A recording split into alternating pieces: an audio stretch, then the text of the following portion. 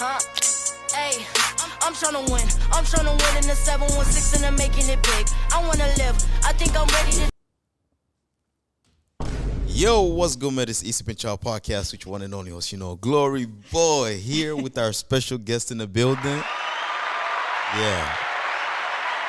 I just want to say thank you so much for being here, because this is going to be an amazing sit down, an amazing conversation, because we're just going to highlight just a lot of different things in life, Absolutely. Yeah. Thanks for having me. Yeah, no problem. But yeah, guys, before we even start this, don't forget to like, comment, and share this video. And also, like I said, please go ahead and subscribe, because this is a very important show for y'all, just to always talk to you guys, inspire each other, learn different things. I'm going to continue to bring different guests. I'm going to continue to bring a lot of different guests that can actually help you see better future or just career path, whatever that you're trying to pursue in life, Absolutely. Yeah, that's the goal. We're trying to build a better world. Empire. You feel me? Yeah. But yeah, so I'm gonna let you introduce yourself. Tell the people who you are, what you do, and we can start. My name is Wednesday Holmes, also known as Wednesday Ayana. I do everything. I am the owner and founder of the Everything Wednesday show. I am the owner and founder of Wednesday's Cake Designs, owner and founder of Cake Boutique and Company, and so on and so forth. Wow, so you're just a woman with many talents. Yes. That's amazing. The author of 1,000 Deaths. That's good. That's amazing thing to hear. So, like, Wednesday, where you from? Where were you born, raised? I'm from Buffalo, Okay. from Buffalo, New York. I'm born and raised in Buffalo, the east side of Buffalo.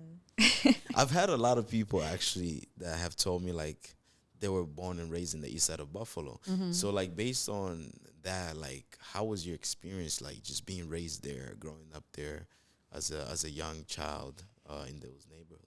It's very much so the ghetto. Why? It's the ghetto for real. It really is. Okay.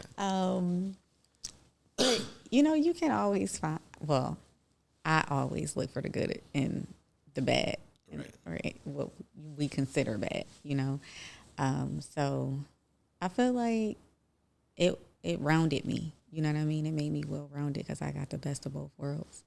Okay. Mm-hmm. When you said the best of both worlds, so like let me say when you was growing up as a young child, so like around the kids around you, how were they to you?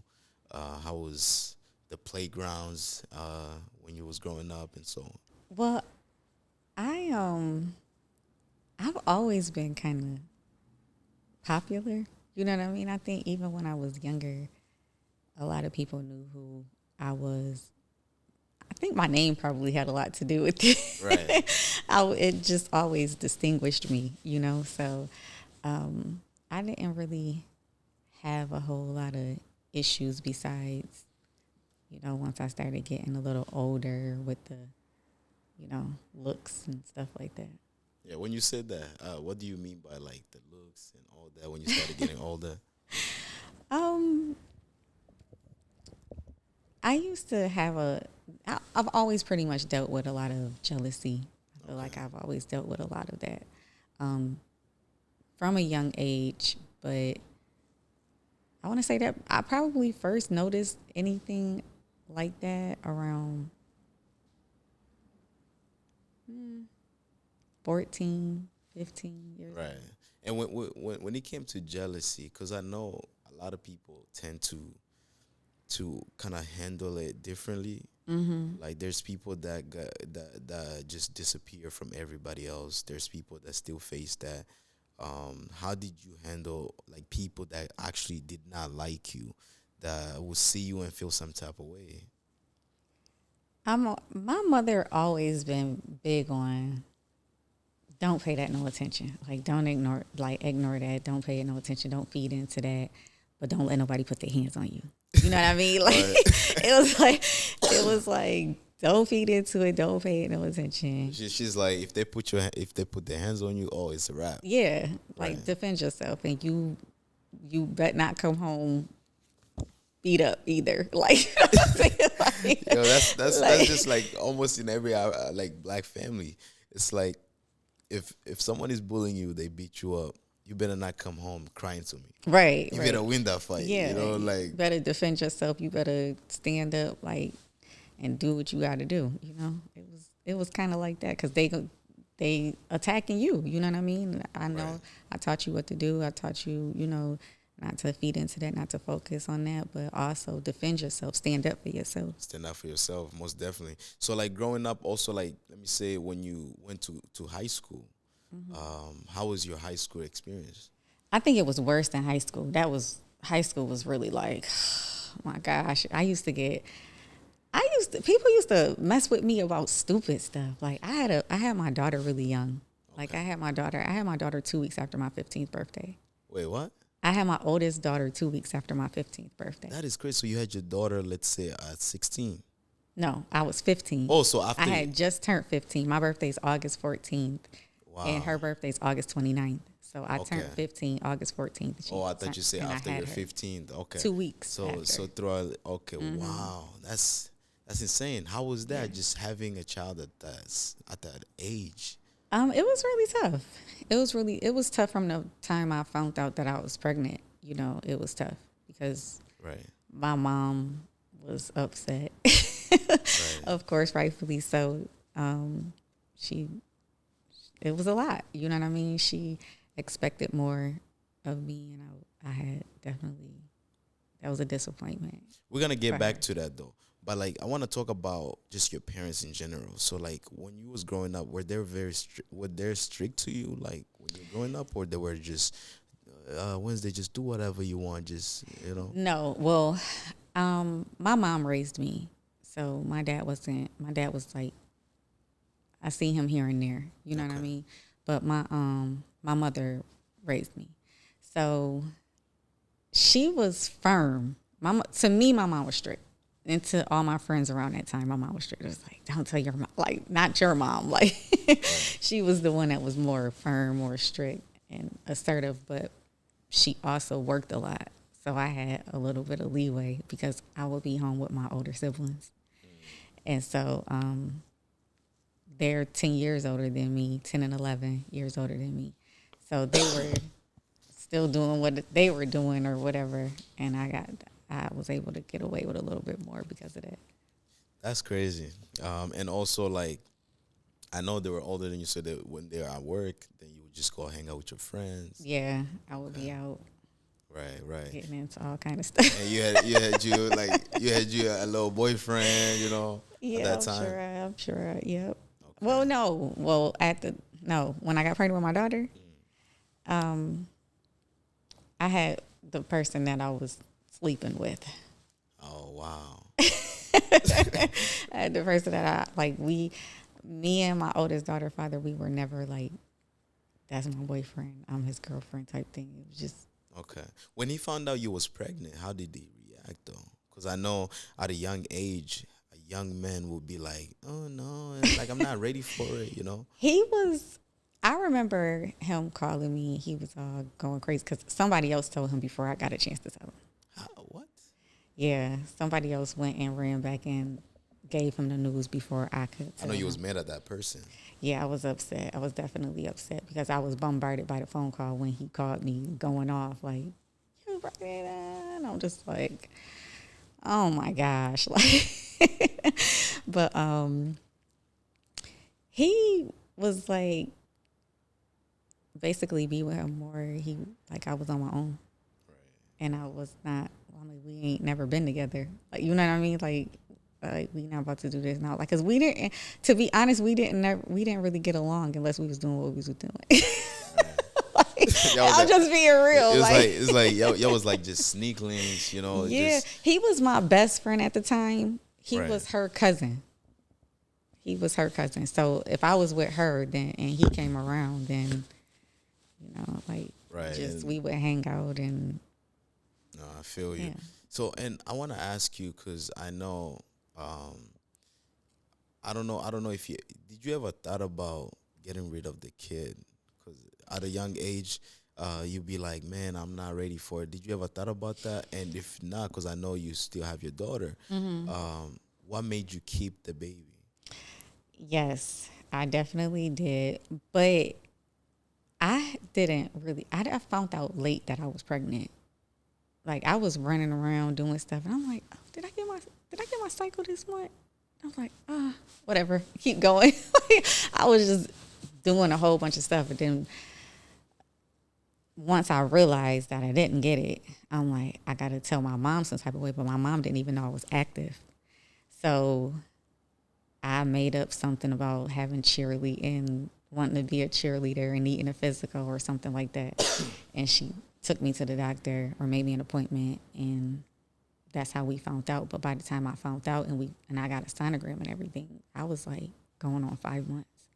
5 months. Mm-hmm. There was no signs or anything. I was so skinny and little back then. It didn't look like nothing except for like I was gaining weight. Isn't that like a scary pregnancy? Like when you're going off 5 months and not knowing anything at all? I wouldn't say I didn't know nothing. I just wasn't thinking about that like at that time. I was a kid, so I'm running around. We going skating. We going to do this. We going to do that. I wasn't thinking about. I mean, it crossed my mind, but it didn't stick long enough for me to be like. Right. Until a couple months had went by, or a few months had went by, and I was like, I definitely did not get my cycle. Like, and then that's when I started getting nervous and had to build up the courage to tell my mom I needed an appointment for something or whatever. Man. So my mom found out that I wasn't a virgin and pregnant all in the same moment. Wow. I mean, it's life, man. Sometimes we all make mistakes. Yeah. But like, and also, what made you keep the baby? Oh yeah, sorry, I didn't get to that. So yes, I did. I definitely did think about doing an abortion, but once we found out how far I was, it was like a 2-day procedure thing, and it was like it just sounded crazy to me at that time, and I was like, I don't want to do that. So I decided to keep my baby. And now your baby's your blessing, you know. Yeah. You know, it's crazy because you never really know. You never really know until you keep that baby and see how the baby's gonna play out. Literally my twin. Your twin. Literally. Y'all look alike and everything. She stole my face. Wow, that's amazing. Shout out to her. You know, but that is insane. But also it's a blessing. I'm gonna just say that I'm just shocked. I've never heard someone say that they got pregnant at 15. 14. No, 14. Sorry, 14. Because in my country, yes, it happens a lot. There's a lot of young women that gets married at a young age because there's this cultures, there's this ethnic groups where they organize like a marriage for you. I don't know what's the word again. They you know how like they marry you to someone by force, like arranged marriage. Yeah. Like you don't want it, but they still say, okay, you're gonna get married to this person. So a lot of women tend to get married at a age 16, 17, and they get to have kids at a young age, and it's like, man, that's insane. Like they're not even ready for their adult life or anything like that. Yeah, it definitely was a lot for that age, you know. But that's my story. So now let's talk about raising the kid, because you know when you at a certain age, let me say at the age that you were at, you want to go out with your friends, you want to party because you see people on either social media, if there's social media for you or not. You hear news, oh, there's gonna be this birthday party, there's gonna be this homecoming, and so on. How did you manage to kind of like balance the two, you know? Well, I didn't really get to go out like that. I had to go to school. Like I had a kid, you know what I mean? Like I wasn't able to do a lot of those things earlier on. And then eventually, my daughter had stayed with my uncle and his wife for a little while, while I finished school. And, then I went back to get her. How long did she stay with them? She stayed with them for about 5 years. 5 years, that's a lot. So you didn't have the baby for 5 years. She stayed with them for about 5 years. Yep. But did you like visit? Absolutely, and see your because baby here and there? they didn't live in Buffalo. They lived in New Jersey. Okay. So it's a long story, but the way they used to do things in my family is like my grandmother didn't raise my mom, you know, or her sibling. My grandmother had like 7 kids, I believe there is, and she raised her youngest 2, but she didn't raise the other 5, right? Other family members raised them. So I feel like it was like somewhat of a generational curse. Like, you know what I mean? To me, when I think about it, because then even my mom with my siblings, I'm the youngest of 4. I'm the youngest, and I'm the only one that she raised all the way through. Okay. My older 2 siblings, they was back and forth between my mom and their dad. And then my brother, who was right above me, he went to live with his dad when he was 8. So when I got pregnant with my daughter and everything was going on and life was crazy and my mom was upset and kind of like, you know, I had another kid for her to have to take care of, you know, then my mom and my uncle and his wife began discussing whatever they began discussing and presented something to me, you know, about them helping me be able to finish school or have some quality of life, Right. you know, at that age. And that took me a long time to make that decision. That's why she didn't leave until she was about 16, 17 months. So she went there, and then a whole court proceeding ended up happening. I went through trying to get her back for years. It took years before the actual. Oh, so like It was so a whole court custody battle because they didn't want to give her back to me. Why? My uncle and his wife. Why they didn't want to? That's a baby. That's your child. They wanted to keep her. Oh, so they made basically They what had an did. attachment to her. Right. That's what they did. No, I get it. I mean, till 5 years old, it's like the baby already knows them as like mom and dad. Right. You know, how did you kind of like fight that battle with them? Because I know It that was that tough. hard. It was tough. It took a couple of years, literally. We were going back and forth for a couple of years, and it was tough. I literally almost lost my mind a couple of times going through that. That was very traumatic. And I had got pregnant with my second daughter. I had her when I was 20, and I knew when I was pregnant with her, I'm like, I'm not gonna have my other daughter somewhere else while I'm having another baby. If I'm gonna have this baby, they gonna be together and they're gonna know each other. You know what I mean? Like, so once I had mentioned it, it just kind of went crazy from there. You know what I mean? That is crazy to hear, because why are they going back and forth with you for years though, knowing that that's your kid? I don't care about the attachment. Yeah. I don't care about the attachment, but if they were helping you in the first place, they could have helped you the second time and say, okay, we have helped you with your kid, so now here's your kid so that they can get to know you. Right. Because now you're in the state where you're able to work, able to provide in some way for the baby. Yeah, I was. And so on. Yeah, I was doing a lot. I've always been, a hard worker and, doing a lot of different things or whatever. So I had gotten my CDL license. I was driving for Metro. Oh, you was a truck driver. I was driving the Metro bus. Oh, the Metro bus. Okay, so they get CDLs for that? Yes, absolutely. I didn't even know that. That's The crazy. school bus, too. I was doing both. I was driving the school bus Monday through Friday and driving the Metro bus weekends and holidays. Wow. So you was I was a where it hustler. was lit. Yeah, I always been. Wow. So yeah, I had a lot going on, at that time too, but I was more in a position, you know what I mean, like to take care of her. You know what I mean? And I had more stability. at that time. Even though I was 20 years old, I was a very mature 20-year-old. You know? Yeah, it matures you real quick.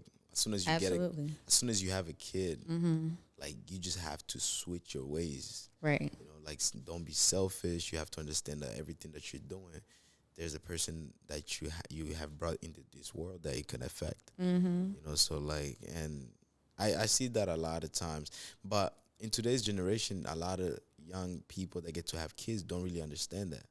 You Yeah. know, it's like you can see it. They get to have a kid and they're just become very um, not present. You know, they're not there. Right. They want to go out. Right, right, Their right. girls with their guys. Yeah. And not raise their kids, and that's very sad. Yeah. That's very sad. So let's talk about. Did you also ever go to college, or not? No, I never went to college. I did trade schools. You know, like I went to cosmetology school.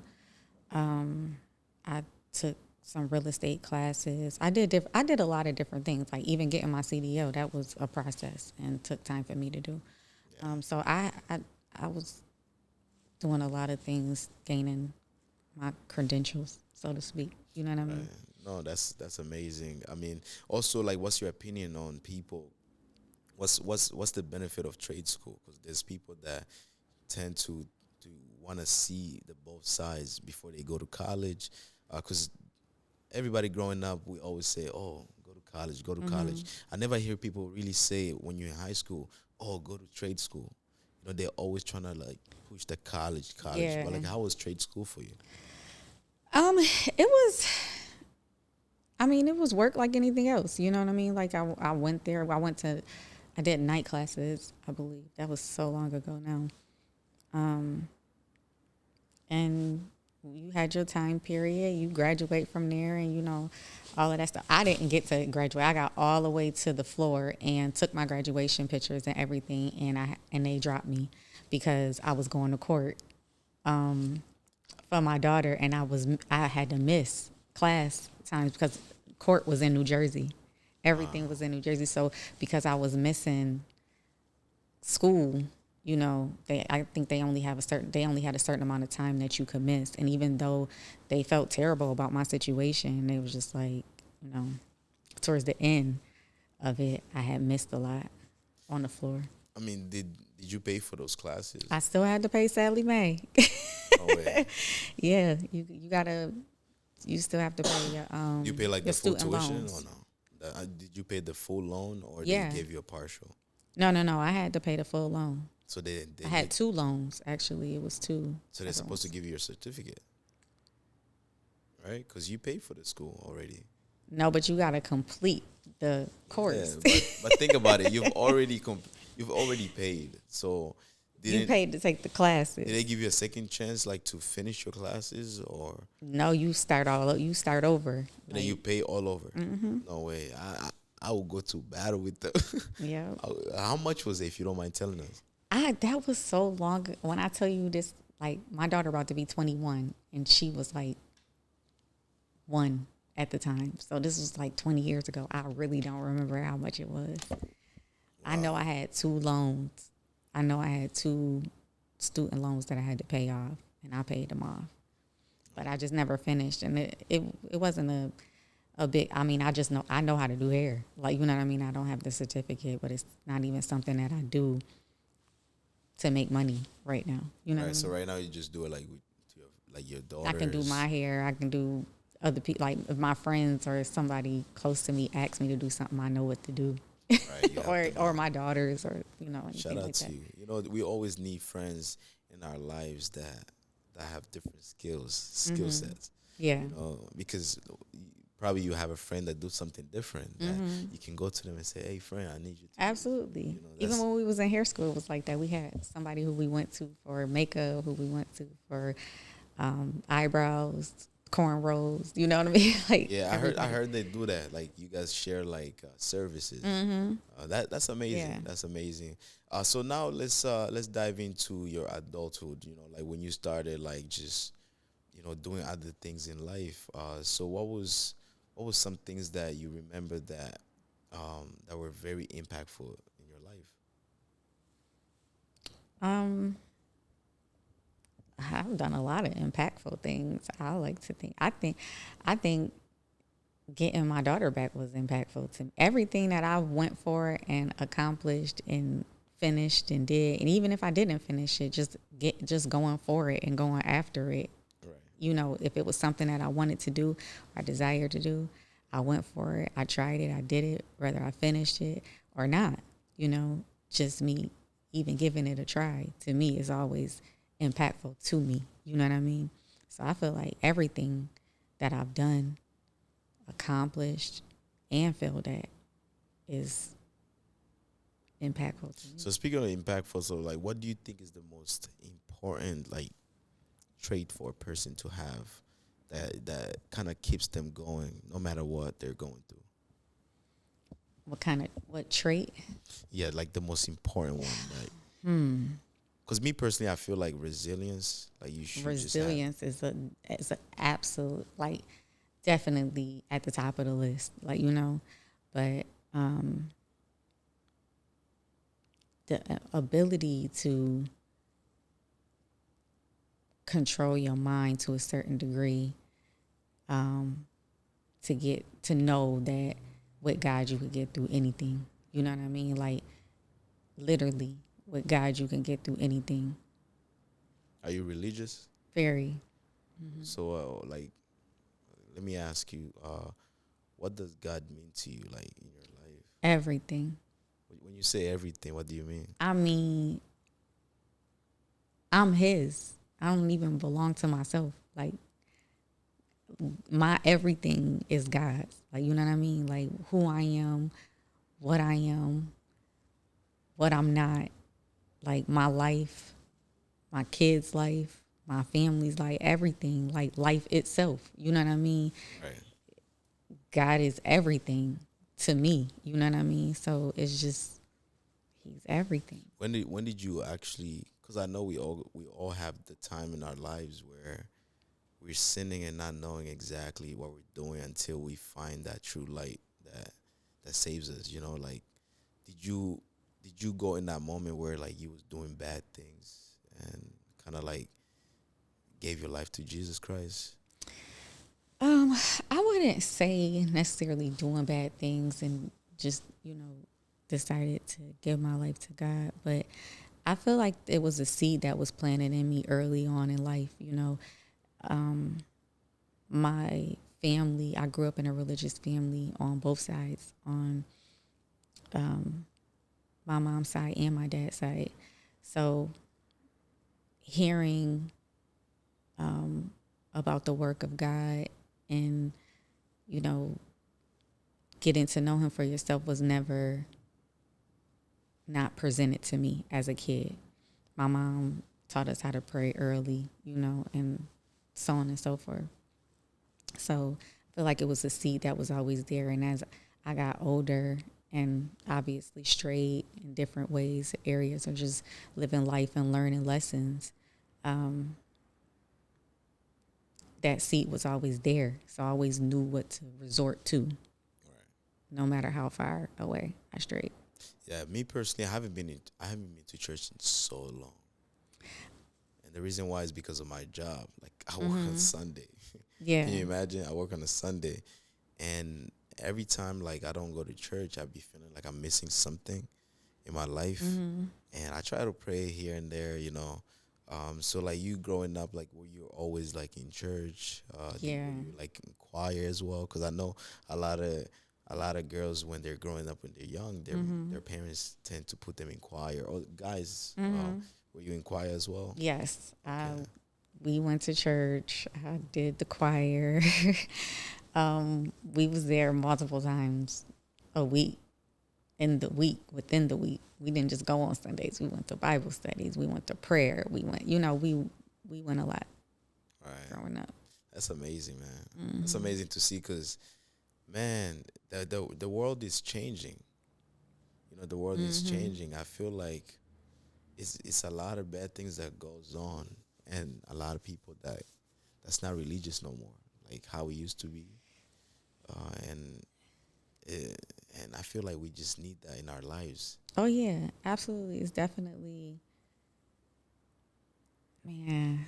I couldn't have survived half of what I went through without God. When I look back now, I just see where he was always there. I just can see it now. He was in everything. He was in so many situations. He spared my life so many times. Like, I just love him so much. Just love him so much. I know. Amen to that. Amen to that. So, let's talk about some things that you're going through right now. You know, so the reason why I wanted to start it off like that, just to see if you're religious, and it's not my business. You know, it's your life too. You know, it's your life. I have my own life, and I choose what I want to do and what I want to believe. So you're going through a tough time right now. You know, you're dealing with cancer. You know, and the reason why I wanted to have you here is because just to kind of hear of your experience so far. How is everything going? And when you did find out that you had cancer, how did you react in that moment? So let's talk about that. So when you did find out you had cancer, what was going through your mind? I was shocked. I was so shocked. I was so taken back by it. I was like, I got cancer? Like, what? When I got the phone call, because so June 4th of this year, 2024, I was diagnosed with breast cancer. I had went for my mammogram. Once you turn 40, you know, women have to get a mammogram, to get their first mammogram. So this was my first mammogram. And yeah, they touched your breast out, and mine came back with, they had found a mass in there. And they had me come back to do a second mammogram. And I did that. And it was on that visit that they told me that I was going to have to get 4 biopsies, 4 areas. What is that? The biopsy is they go in with like a needle type of apparatus, and it takes samples of the area that they want to test further. So in my case, I had a lot of them. Like, I had a lot of areas. 4, they say 4, that they were doing 4 biopsies, but they take several samples from each biopsy area. So they kind of shot my boob up a lot. And then 4 days later, I got the phone call that all 4 areas were cancer. Damn. And I know that was painful. So, like, because I know I don't know how it feels to go through that. And God forbid, you know, we just pray for you and everything. So, like, when you was actually, before you turned 40 or before you reached that age of the mammogram, like, did you ever feel like any tension, anything in your chest? No. All of my tumors that were found in my breast none of them were big enough for me to feel doing a breast exam. Okay. They all were really small. The biggest tumor that they found was, they said it was smaller than your pointer finger's fingernail. It was smaller than that. No way. No way. Yeah. That's crazy. The biggest one that they found was smaller than that. So if you'd never done the mammogram, you would have just had it until today, not knowing anything. Absolutely. Wow. And it could have been detrimental to me because it could have spread. And then by the time I found out, then, you know, a lot worse off. But I found it early. Right. And how is your treatment going so far? Because I know it's painful.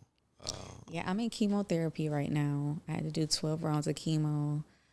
This Friday will make round 8 for me. So I have more behind me than I have in front of me. Thank God for that. It's a lot. It's harder than I make it look. It's harder than I make it look. I feel like because I still get dressed and I still put myself together, that it's misconstrued for being easy, or I'm making it look too easy. You know what I mean?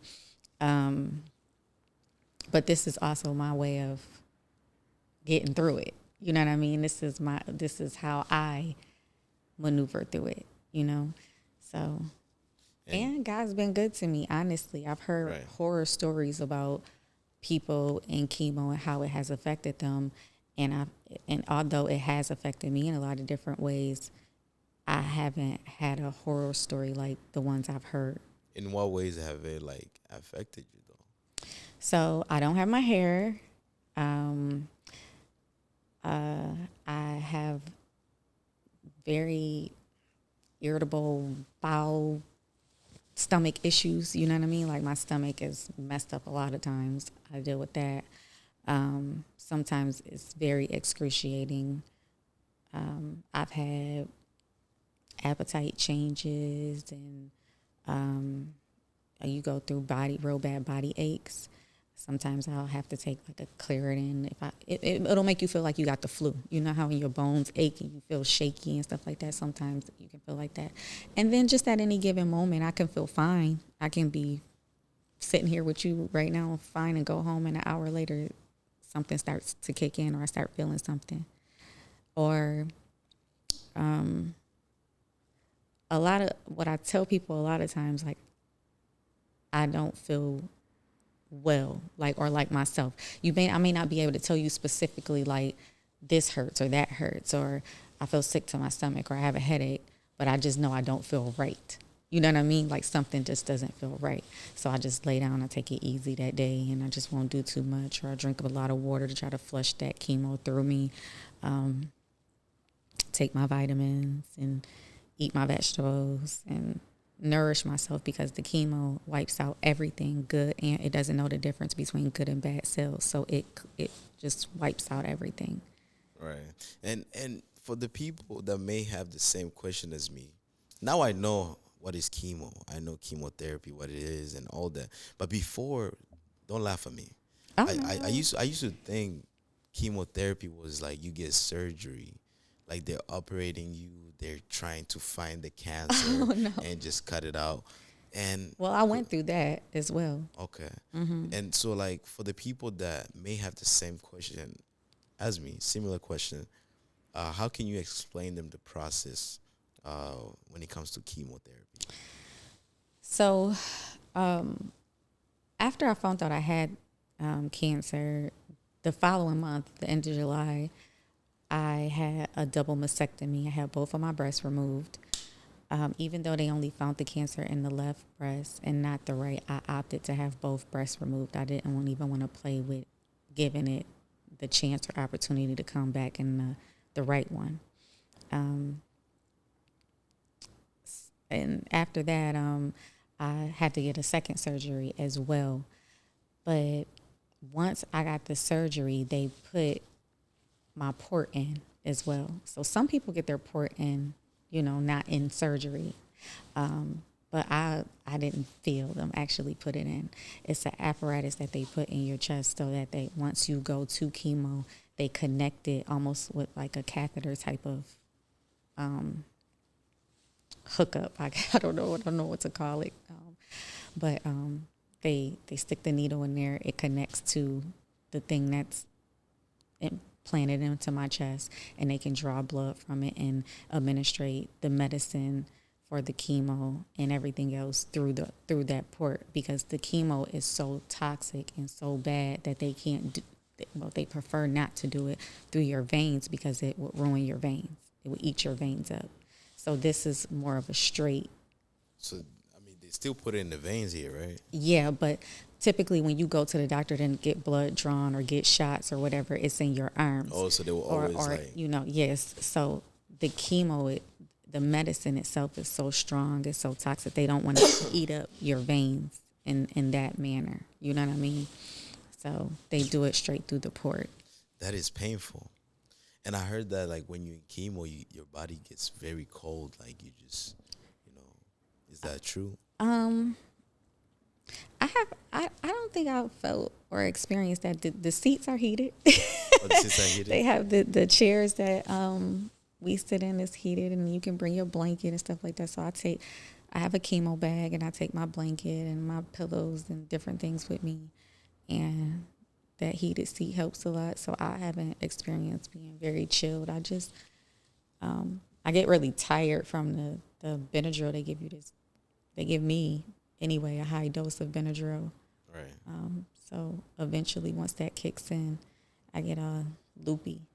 How about like let me say in terms of like food as well? Like, do they tell you this is the type of food you should be eating, or you can still eat whatever that you like eating? You know what I've noticed since I've been in chemo? I feel like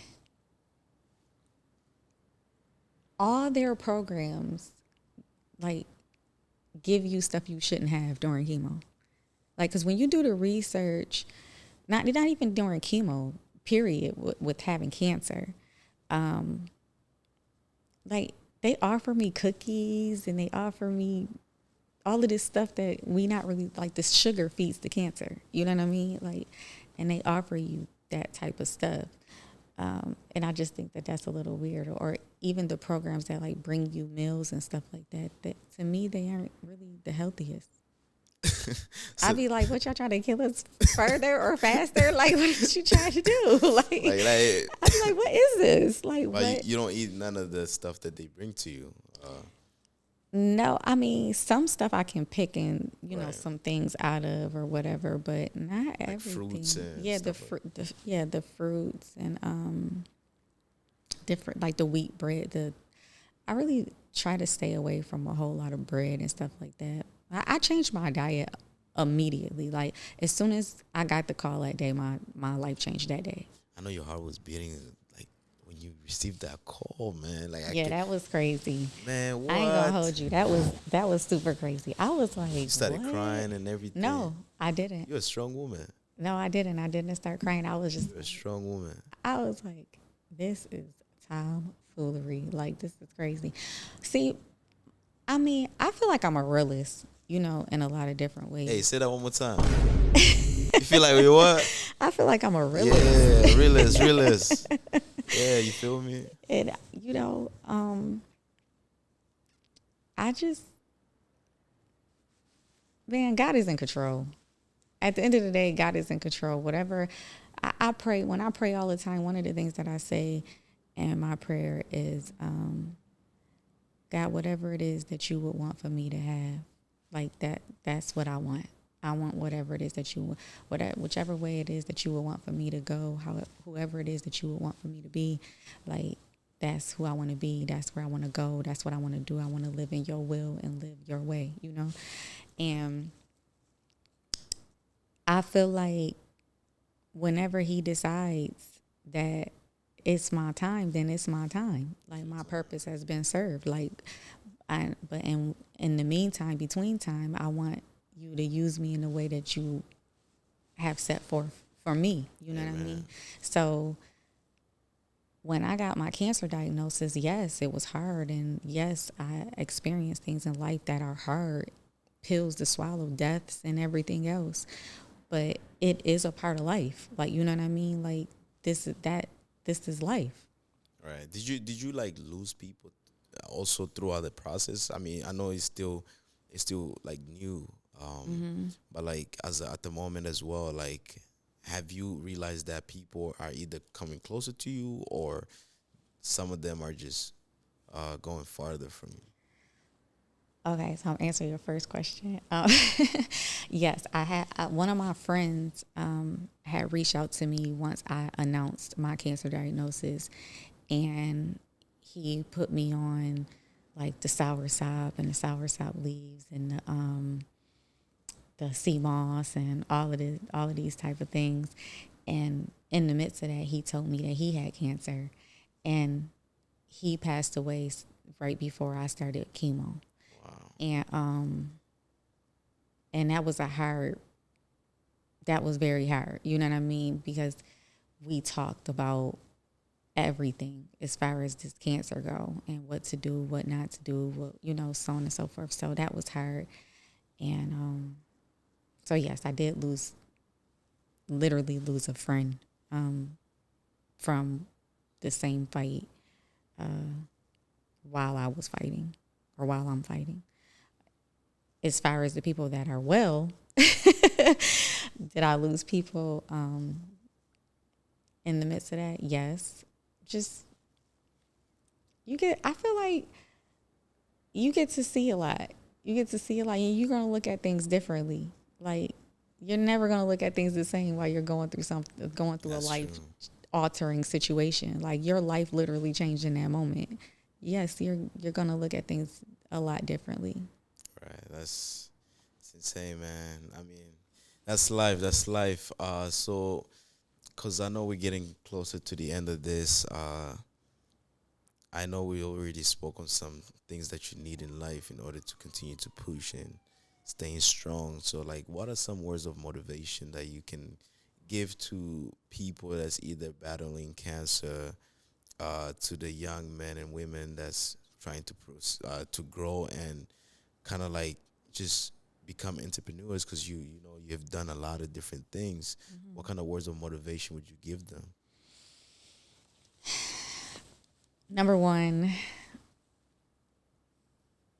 develop your own personal relationship with God, first and foremost. Whatever you call him, you know what I'm saying? Whatever you call him, whether it's Jehovah, it's Allah, you know, whatever you call him, develop your own personal relationship with him and get to know him for yourself. Secondly, under the realm of that, everything else comes, you know. The be encouraged, pour into yourself. What you put in is what you get out. Literally, what you put in your mind, what you put in your body, what you put in is what you get out.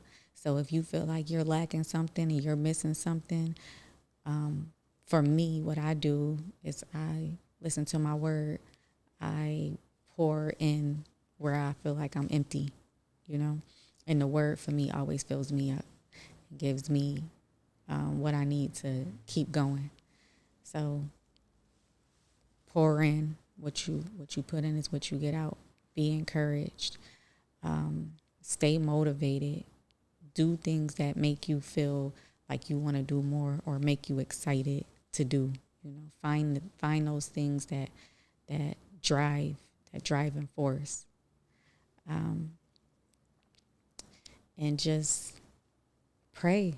Like, I feel like that's the main thing. Like, pray, man. That's on like, the top pray. of the pyramid. Like, pray. Oh, and watch what come out your mouth. Like, watch what come out your mouth. Be intentional in your way of speaking and thinking. Like, be intentional. Like, watch what you say. Be very mindful of what you say. That's an important thing, because whatever you say can always reflect on you. Absolutely. You know, like, I mean, people are always going to perceive and take things how they take it. You know, you can't read too much into how other people perceive or take you. You know, or whatever. But when I say be mindful of what you say, like, earlier today, I even had to say something to my daughter about it. My oldest daughter, she had said something about the baby. She has asthma, and my grandbaby, that's already here, has asthma, and she's pregnant. My oldest daughter's pregnant again, so she's like, oh, like, about he's probably gonna have, and I'm like, don't speak that. Like, be careful about what you say. He don't have to have that just because y'all got it. And Jameer's gonna grow out of it. You know what I mean? And yours is gonna be more manageable. Like, you know what I mean? Like, just speak differently about, you know. I like that. Yeah. I'm always, I like that. Like, just always speak positive. Yes. You know, there's times where the negative things can beat you down. You know, where you're gonna feel like, nah, like, it's happening, this and that. But at the end of the day, watch, like you said, watch what you're saying, because it can reflect on you. It can basically, you kind of like wishing upon it. Yeah, like, you putting it in the atmosphere. Like, exactly. you're putting it in the atmosphere. You speaking it out your mind. Even if you think it, we can't control some of the thoughts that come to our mind, but we can control what comes out of our mouths.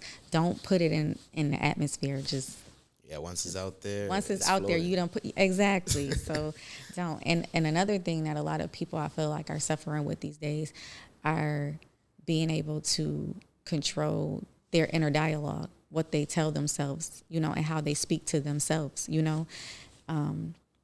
Everything you tell yourself, every thought that you have is not of God. Let's speak about words of affirmation. I want to finish up with this. Like, do you go every day and look in the mirror and kind of like speak to yourself in the most powerful way? Like, I'm beautiful, I'm this. No, I'd be lying if I said I did that every day. Do you do that sometimes? I talk to myself all the time. I don't look in the mirror necessarily all the time and say it to myself, but I talk to myself all the time. But I feel like a lot of that is a practice. It takes time. You have to first acknowledge that you don't speak to yourself well, and then realize that that's something that you do. Acknowledge that you do that, and then work on changing that. That's a practice. You know what I mean? Something you got to constantly learn how to do with yourself, because some people just don't know how. They grew up hearing negative things, and they've carried that voice throughout their mind, with them throughout life. And then they project it and it comes out their mouth, you know what I mean? And so on and so forth. So just being very intentional with yourself when you get to a certain point in your life and you want more and you want to be better, and you become very intentional with yourself, how you speak to yourself. Absolutely. Mm-hmm. Absolutely. Thank you so much, Wednesday. It was an amazing time, just sitting here and having a conversation with you. There's a lot of things that you said that were really powerful, that I know a lot of people will see it and kind of, just be inspired and motivated. And we wish you all the best, throughout throughout your battle. We're here with you as well. But yeah, so first I just want to say thank you to Jay Slays and Dr. Wanza. If it wasn't for them, we wouldn't be here together. But yeah. I think that's it. All right, guys, this is Eastman Child Podcast, man, with your one and only host, Glory Boy. And also, before we even finish, can you tell them your handles so they can follow you and basically, continue on with your journey? Absolutely. You can follow me on IG at the number 1 Wednesday, spelled just like the day of the week, which I'm going to spell it because y'all be struggling with Wednesday. That's true. I be struggling. WEDNESDAY. And then you can find me on TikTok, one Wednesday _ Ayana. And you can just follow me everywhere else from there. You just click the link and it's going to take you everywhere else. I got a lot of handles. Awesome. All right, guys. Thank you so much for tuning in, man. I appreciate everybody.